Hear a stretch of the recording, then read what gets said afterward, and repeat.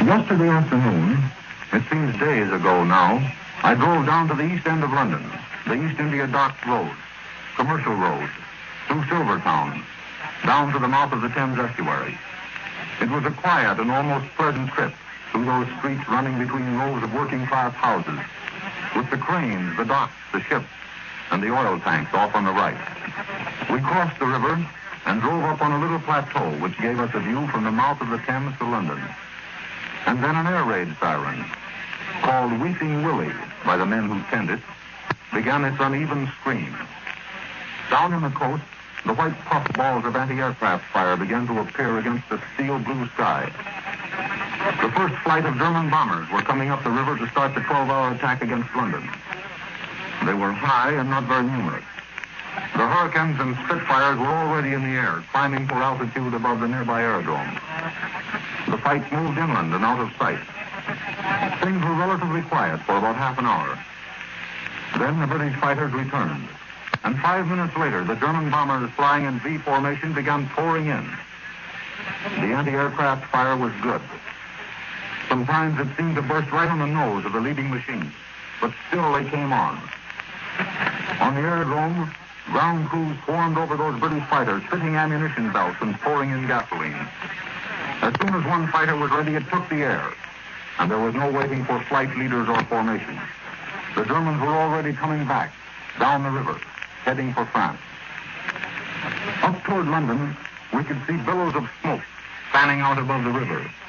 And over our heads, those British fighters climbing almost straight up, trying to intercept the bombers before they got away. It went on for over 2 hours. And then, the all clear. We went down to a nearby pub for dinner. Children were already organizing the hunt for bits of shrapnel. Under some bushes beside the road, there was a baker's cart. 2 boys, still sobbing, were trying to get a quivering bay mare back between the shafts. The lady who ran the pub told us that these raids were bad for the chickens, the dogs, and the horses. A toothless old man of nearly 70 came in and asked for a pint of mild and bitter.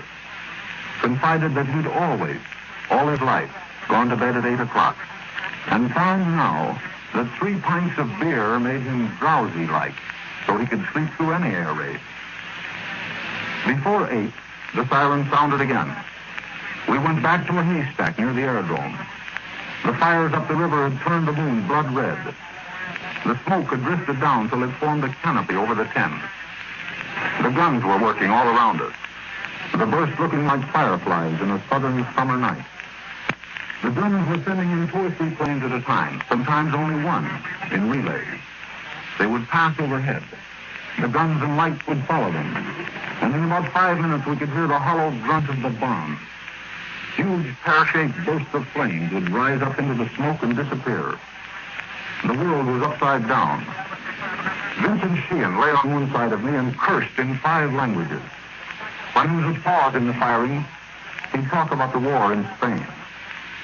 Ben Robertson of PM lay on the other side and kept saying over and over in that slow South Carolina drawl, "London is burning.